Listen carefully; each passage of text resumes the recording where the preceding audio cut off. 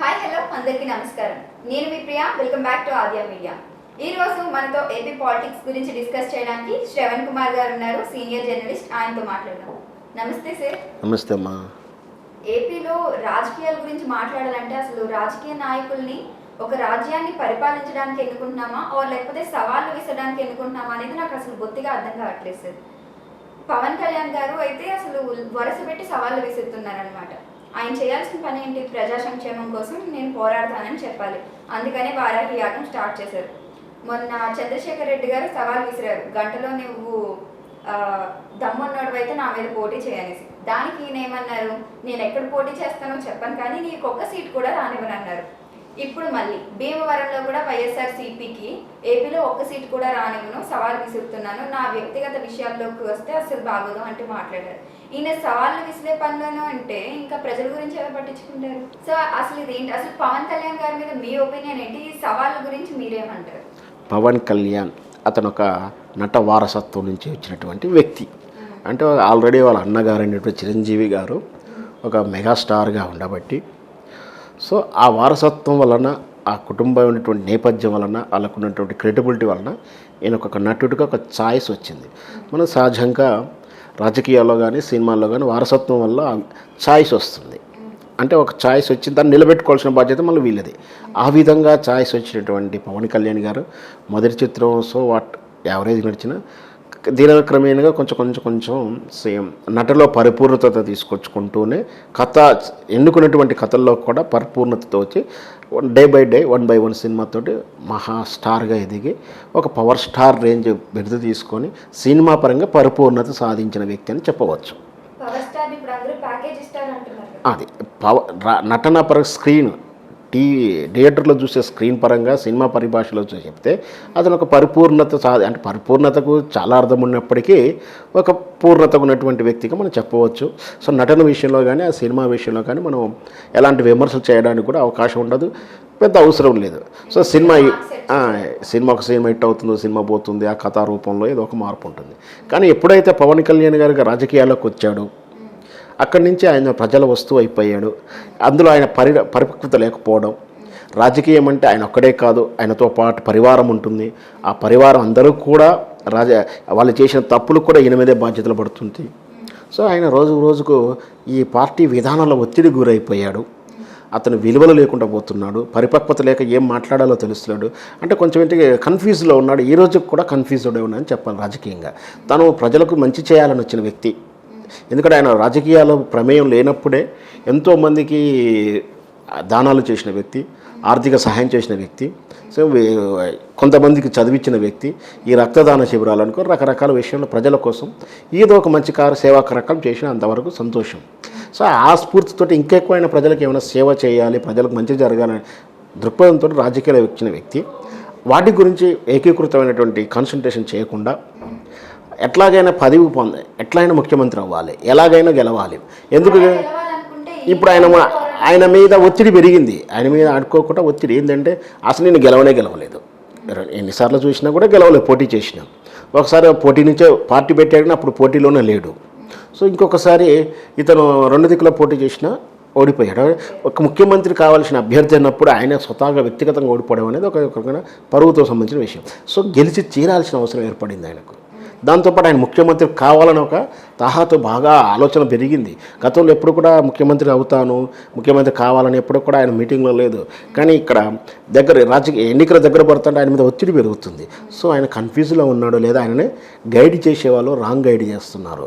So ఆయనకి ఇచ్చే script ఏదైతే రాయబడుతుందో వాళ్ళకి ఎవరైతే కోటరీ ఉన్నారో, ఎవరైతే రాజకీయ సలహాదారు ఉన్నారో వాళ్ళు తప్పుడు సలహా ఇవ్వడం వల్ల అతను వాళ్ళు ఇస్తారు ఏదో సలహా. మరి ఈయన పరిపక్వత ఉండాలి, ఇతనికి నాలెడ్జ్ ఉండాలి కదా, దాన్ని విచక్షణ చేసుకోవాలి. అలా చేయాలా చేయొద్దా, చేస్తే లాభం, చేయకుండా నేను అలా ఏం ఆలోచించకుండా వాళ్ళ ఉచ్చులో పడిపోయి తన వ్యక్తిగత సిద్ధాంతం కులం బేసిన ఓటు అడగనని పవన్ కళ్యాణ్ ఈరోజు కులాలని టార్గెట్ చేసుకోవడం, తను ఎదుటి రాజకీయ పార్టీ వాళ్ళు ఎంత విలువలు దిగజారినటువంటి చేసినప్పటికీ తాను హుందాగా ప్రవర్తించాల్సింది పోయి అతను కూడా చిల్లర మల్ల కామెంట్లు చేయడం. సో ఇక్కడ అంటే మొత్తం పూర్తిగా ఫక్తు రాజకీయ వ్యక్తిగా మారిపోయాడు. సో అతని సినిమా నటుడు కానీ అతను మన దైవ ఆరాధనా భావం కానీ దినదినంగా క్రమేపీ తగ్గిపోతూ ఆయన కూడా ఒక సాధారణ సగటు రాజకీయ నాయకులు మారిపోయి విలువలు మర్చిపోతున్నాడు. ఇప్పుడు ఆయన మీద ఖచ్చితంగా గెలవాల్సిన అవసరం ఉంది. దాన్ని ప్రజల యాత్రల పేరు మీద వరాహి యాత్ర పేరు మీద ప్రజల వద్దకు వెళ్ళి నియోజకవర్గాల వారిగా చేస్తూ అక్కడ నాయకులని టార్గెట్ చేస్తూ రోజు రకమైన కామెంట్లు చేస్తున్నారు. ఆ ప్రతి కామెంట్ల దృష్ట్యాలని ఇప్పుడు పోటీ చేస్తా అంటున్నావు, అసలు నువ్వు ఎక్కడ పోటీ చేస్తావు, నువ్వు గెలుస్తావా గెలవా అని చెప్పి ఇతర పార్టీ వాళ్ళు అడుగుతున్నారు. ఇప్పుడు ఆయన గెలవాల్సిన అవసరం ఉంది.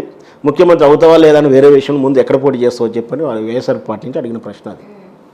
కానీ నేను ఎక్కడ పోటీ చేస్తాననేది ఇప్పుడు వరకు చెప్పలేదు. ఆయనకు స్థిమితం లేదు అసలు. అక్కడ తీర ఎన్నికల ముందు ఆయనకు అసలు సేమ్ ఎలా అవుతాడో కూడా ప్రశ్నే కదా. ఆయనకు ఆంధ్రప్రదేశ్ ఉన్నటువంటి 170 పైకి చులుకు ఎమ్మెల్యేలని పార్టీ ఎంతమంది ఈయనకు పార్టీ కార్యకర్తలుగా ఉన్నారా, పార్టీ ప్రతినిధులు ఎవరు, ఏ నియోజకవర్గాలు ఎవరున్నారు, ఎక్కడ పోటీ చేస్తారు, ఒక నిర్దిష్టమైనటువంటి ప్రణాళిక లేదు, పార్టీ నిర్మాణం లేదు ఈయనకు. పైగా రేపు ఏ పార్టీతో ఆయన పొత్తు వెళ్ళడానికి సిద్ధంగా ఉన్నాడు, ఏ పార్టీతో వెళ్తే అంటే బీజేపీతో వెళ్తే వాళ్ళే నియోజకవర్గాలు ఇస్తారు ఇంత క్లారిటీ లేదు, తెలుగుదేశంతో వెళ్తే ఎన్ని సీట్లు ఇస్తారో తెలియదు, ఏ నియోజకవర్గం ఈయన కేటాయిస్తారో తెలియదు. అంటే ఇక్కడ పార్టీ పరమైన సరైన నిర్మాణమే లేదు ఇతని వద్ద. సో నువ్వు ఎవరు ఎక్కడ పోటీ చేస్తావో తెలియదు కాబట్టి ఆయన అప్పుడు నేను ఎక్కడ పోటీ చేస్తానో తెలియదు కానీ ఖచ్చితంగా పోటీ చేస్తానని అలా చెప్పుకొచ్చాడు. ఓకే, అంటే అసలు ఫస్ట్ ఆఫ్ ఆల్ చెప్పుకోవాలంటే పవన్ కళ్యాణ్ గారు ఒక వారాహి యాత్రని స్టార్ట్ చేశారు. రాజకీయాల్లో ఓకే ఏదో మార్పు తీసుకొస్తున్నారు అనుకుంటున్న టైంలో ఈ విమర్శించడం అనేది పక్కన పెడితే అసలు ప్రజా సంక్షేమం అనేది మొత్తం మర్చిపోయి ఓన్లీ వ్యక్తిగతంగా దూషించడమే మొదలు పెట్టారు. ఈయన తీరు ఎలా ఉంటే వీళ్ళ ఫ్యాన్స్ కి ఒక మంచి నేమే ఉంది, మంచి అభిమానాన్ని చాలా ఎక్కువ చాటుకుంటారు. అందరు ఫ్యాన్స్ తో కంపేర్ చేస్తే పవన్ కళ్యాణ్ ఫ్యాన్స్, పవన్ కళ్యాణ్ సైన్యం చాలా ఎక్కువ. నిన్న బెజవాడలో ఒక థియేటర్ స్క్రీన్ పగలగొట్టేసి తొలి ప్రేమ ప్రీ రిలీజ్ లో చైర్స్ పగలగొట్టేసి 6 lakhs నష్టం వాటిల్లించారు. అసలు వీళ్ళనే మనాలి. మీరు అనే పాయింట్తో నేను ఏకీపించలేండి. అంటే ఎందుకంటే అభిమానుల్లో క్రమశిక్షణ గల అభిమానులు అనేది సహజంగా పవన్ కళ్యాణ్కి లేరనే చెప్పాలి. క్రమశిక్షణ కలిగిన అభిమానులు అయితే కాదు. సరే ఆయన ఆర్డర్ ఇస్తే మేము ఏదైనా చేస్తాం అన్నాము అంటే చాలా అంటారు. సరే అది ఒక రకంగా పవన్ కళ్యాణ్ గారు గైడ్లైన్ ఏం కాదు. ఈ కొందరంటే క్రమశిక్షణ రాహిత్యం ఉంటారు. అంటే అక్కడ ఏంటంటే వాళ్ళకి చెప్పేవాళ్ళు లేరు. అంటే ఇప్పుడు పవన్ కళ్యాణ్ వచ్చి వాళ్ళ థియేటర్లో అద్దాలు పగలగొట్టు స్క్రీన్ చెప్పమని చెప్పే వ్యక్తి కాదు. నిజంగా మంచివాడు, ఆ విషయంలో చెప్తే మంచి. కానీ ఇక్కడ అభిమానులు ఉన్నటువంటి బాధ్యతారహితటువంటి అభిమానులు లేదా అవారగా తిరిగే కొంతమంది, అందరూ కాదు, చాలామంది మంచి చదువుకున్న వాళ్ళు, ఉన్నత విద్యాలు చేస్తున్న వాళ్ళు, ఉద్యోగాలు చేస్తూ కుటుంబ తరహా ఉన్న వాళ్ళు కూడా పవన్ కళ్యాణ్ అభిమానులు ఉన్నారు. వాళ్ళ గురించి మనకు డిస్టర్బ్ లేదు. ఈ 100 మందిలో ఒక 5-10 మందిలో ఉంటారు బాధ్యతారహితంగా ఉండి వాళ్ళకు నేర ప్రవృత్తి ఉండడం, లేదా హార్ట్ టెంపర్గా ఉండడం, లేదా నిర్లక్ష్యంగా ఉండటం, భవిష్యత్తు గురించి బాధ్యత లేకుండా తిరిగే కుర్రవాళ్ళు కొంత ఉంటారు కదా. వాళ్ళు ఇట్లాంటి దుడిదుడు చర్యలు చేయడం, పవన్ కళ్యాణ్కి బ్యాడ్ నేమ్ తెచ్చుకునే వాళ్ళే, బ్యాడ్ నేమ్ తీసుకొస్తుంది కూడా వాళ్ళే. రేపు ఎన్నికల్లో కూడా ఏదైనా బ్యాడ్ నేమ్ చేస్తే వీళ్ళే తెస్తారు. మనం ఇక్కడ చూస్తున్నాం, మళ్ళీ రిలీజ్ చేస్తున్నట్టు తరుణం జరుగుతుంది చాలా సందర్భంలో.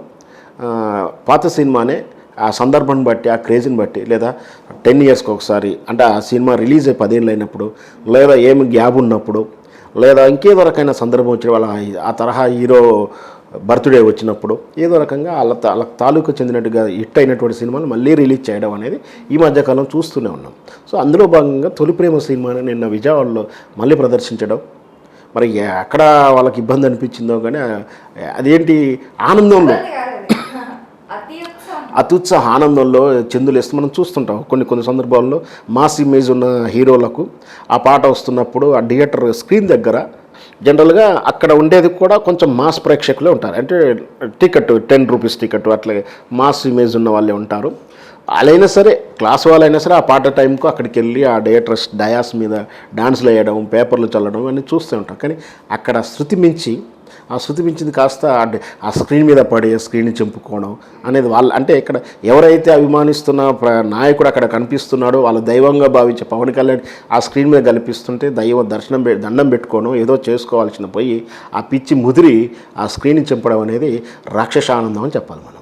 సో ఇలాంటి చర్యలు ఏమన్నా అభిమానుల్లో ఉంటే కట్టడి చేయాల్సిన బాధ్యత మాత్రం సదరు హీరోకే ఉంటుంది. అది పవన్ కళ్యాణ్ గారైనా ఇంకో హీరో అయినా సరే ఫ్యాన్స్ని కంట్రోల్ చేయడం కానీ వాళ్ళ గైడ్ లైన్ చేయడం. వినరు కాబట్టి వీళ్ళు చెప్పే ప్రయత్నం చేయాలి. అలాంటి వారిని అభిమానిగా గుర్తించకూడదు, లేదా అభిమాన సంఘం నుంచి వాళ్ళని బర్తరఫ్ చేయడము, ప్రత్యేకంగా వాళ్ళ పేరు ప్రస్తావిస్తూ మీరు ఇలాంటి వారిని దగ్గర తీయదని చెప్తే ఇంకా రేపొద్దున ఎవరైనా సరే అలాంటి చర్యలకు దిగకుండా ఉంటారు. Thank you so much sir. ఏది ఏమైనప్పటికీ కూడా పవన్ కళ్యాణ్ ఫ్యాన్స్కి ఉన్న పిచ్చితో జనసేన పార్టీని వీళ్ళు ఎక్కువ ప్రభావితం చేస్తున్నారనేసి మర్చిపోతున్నారు. యాక్చువల్గా ఏంటంటే పవన్ కళ్యాణ్ కూడా అభిమానులంతా కూడా పవన్ కళ్యాణ్కి ఓటేస్తలేరు, ఓటు వేయలేరు. ఓట్లు నిజంగా అభిమాన సంఘం వాళ్ళ ఓట్లు వేసేలా చేస్తే జనసేన పార్టీ కనీసం పవన్ కళ్యాణ్ గెలిచేవాడు కదా. సో ఇక్కడ ఆ పిచ్చి ముదిరింది. ఆ పిచ్చి ఎలా ముదిరిందంటే వాళ్ళ నాయకుడికి లేదా ఆయన దేవునికి నష్టం చేకూరుస్తున్నారు. ఈ విధంగా అంటే ఎన్నికల్లో ఓటు వేసేలా ప్రవర్తిస్తలేరు. ఇక డేటర్ పోతే డేటర్లో ప్రదర్శిస్తానికి కూడా రేపు ఇంకో తరహా ఎగ్జిబిటర్ ముందు డిస్ట్రిబ్యూటర్ రాడు కదా, ఇంకో డేటర్ మా డేటర్ చంపేస్తారు, మాకు ఇన్సూరెన్సో లేదా సెక్యూరిటీ ఇస్తేనే ఈ రోజు చింపిన వారు రేపు తగలబెడతారేమో, ఏదో సంథింగ్ జరుగుతుంది. సో అంటే అక్కడ ఆయనతో స్నేహం చేయడం అన్నా, ఆయనతో సినిమాతో పరిచయం చేయడం అన్నా, సినిమాలతో ప్రదర్శించడం అన్నా ప్రమాదం అనే స్థాయికి వీళ్ళు అభిమానులు తీసుకొస్తున్నారు. రేపొద్దున పవన్ కళ్యాణ్ సినిమా థియేటర్లో రిలీజ్ చేయాలని భయపడతారు కదా. సినిమా బాగలేదన్నా రివర్స్లో తిరుగుబాటు వస్తుంది, బాగున్నా కూడా ఇలా చేస్తున్నారంటే పవన్ కళ్యాణ్ ఎగ్జిబిటింగ్ అంటే రేపొద్దున పవన్ కళ్యాణ్ జనసేన పార్టీలో పోటీ చేయడానికి ముందుకు రావాలని తయారవుతున్న సందర్భం అక్కడ. ఇక్కడ చూస్తే సినిమా రిలీజ్ చేద్దామంటే ఇలా చేస్తే పవన్ కళ్యాణ్ అభిమానులు కాస్త అభిమానం ముదిరి ఆయనని అభివృద్ధి చెందకుండా ఆటంకపరుస్తూ ఆయన పతనానికి కారణమవుతున్నారు. Thank you so much sir. So చూసారు కదా, ఇది ఇవాళ ట్రెండింగ్ న్యూస్. మరొక ఇంట్రెస్టింగ్ న్యూస్తో మళ్ళీ మీ ముందు ఉంటుంది ఆద్య మీడియా.